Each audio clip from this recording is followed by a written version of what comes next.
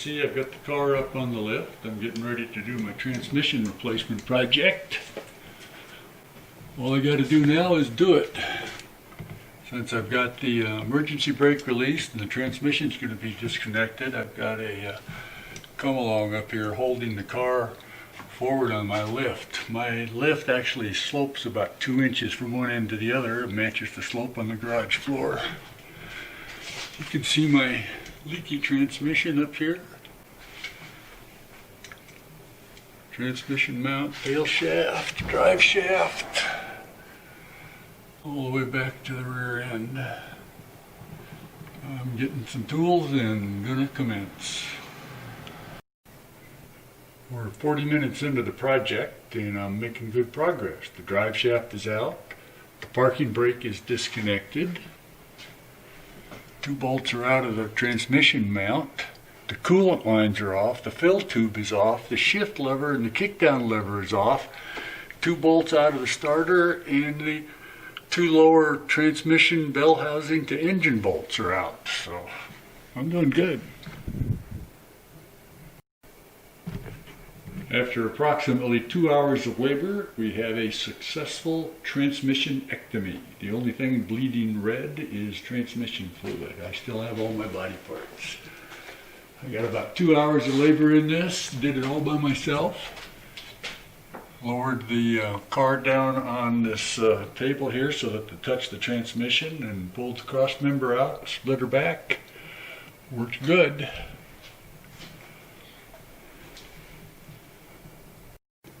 Got my transmission today, and I put the adapter kit on, and right here you can see a spot where you gotta carve out a little hole in the bell housing so that the starter can go in there.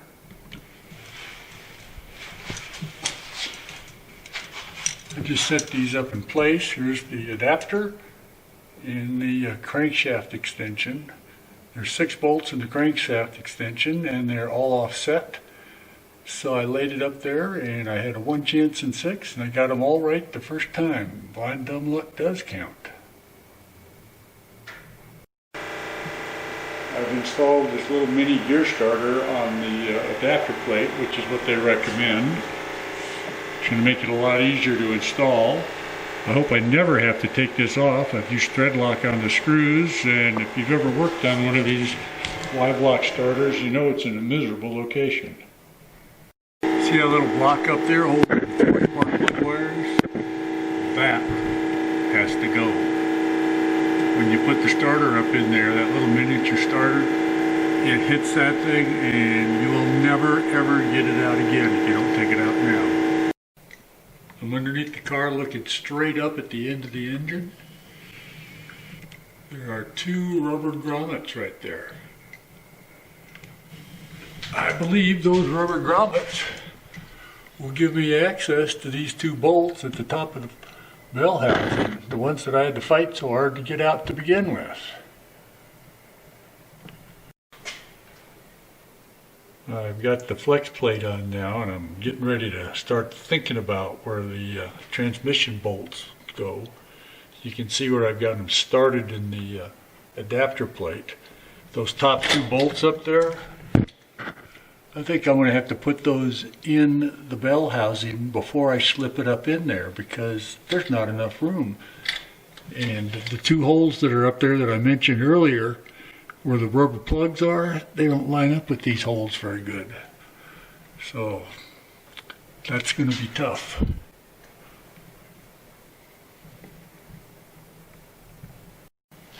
These are the low car parts that I bought. The KD2A0 Delta HT. That's the throttle valve cable.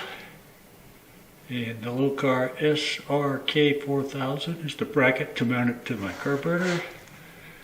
And TD3 AOD FM is the flexible transmission dipstick.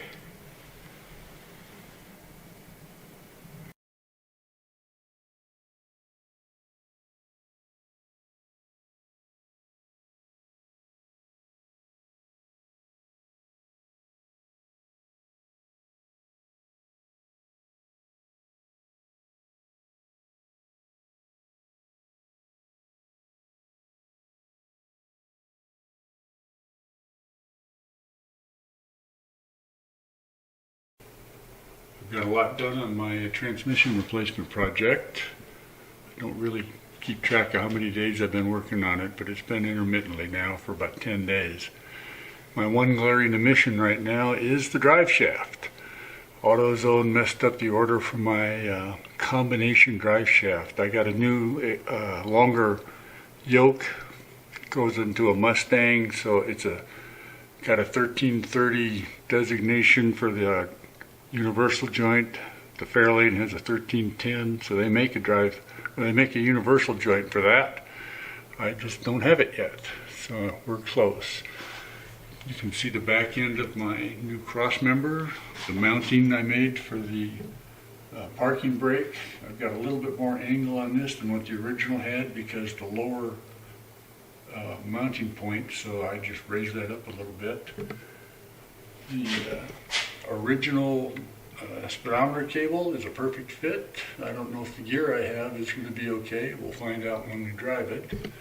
I did move the mounting point back quite a ways. You can see where I cut out a section of the original cross member, and I had a piece of channel left over from another project that I put in there.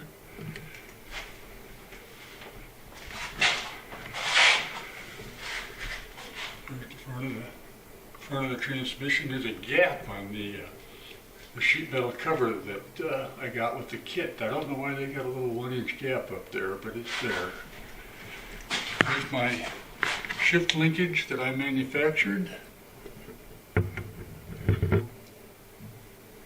wires hanging down are for the pigtail on the neutral safety switch. I don't have that hooked up yet. I've got the TV cable connected.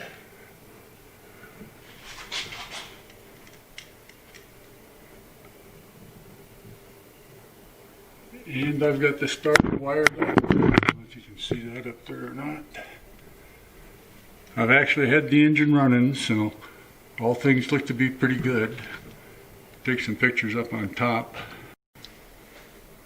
Last year I bought a LED 4-foot fixture. I've been using that to hang on the hood of the car. I tuck it underneath the car. I use it all over the place. It lights things up really nicely for us old guys. So here's the linkage that I made.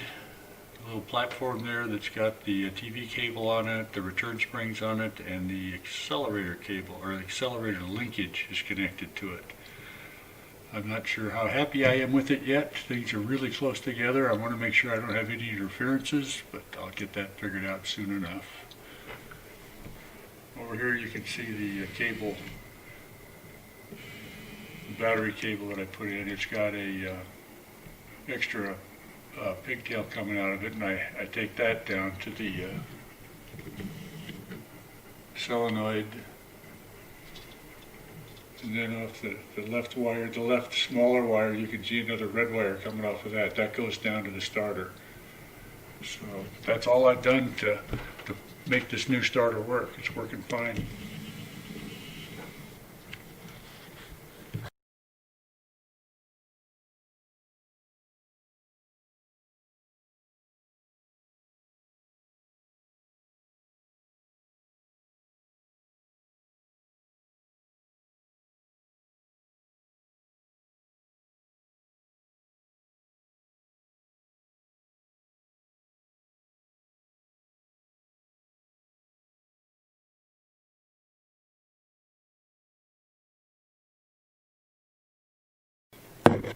My last significant part has arrived. I've got the new speedometer gear, so I'm going to go ahead and remove the old one and put in the new one. The old gear is on the right, the new gear is on the left. The length of the gear that actually engages on the tail shaft is a little bit longer, but the size of the two units is identical. So this is a boss on the transmission that I'm using for a pivot point. I calculated the length of these two arms so that the rod off of the stock shifter will make a full swing here. So right now we're in park, down on the rod, starts moving it through reverse, neutral, overdrive, drive, and low.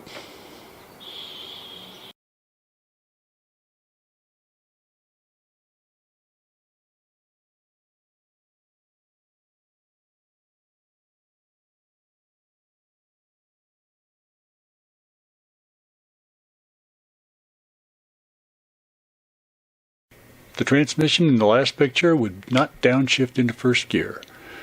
The shop came to my home and installed a new governor and valve body. That did not solve the problem.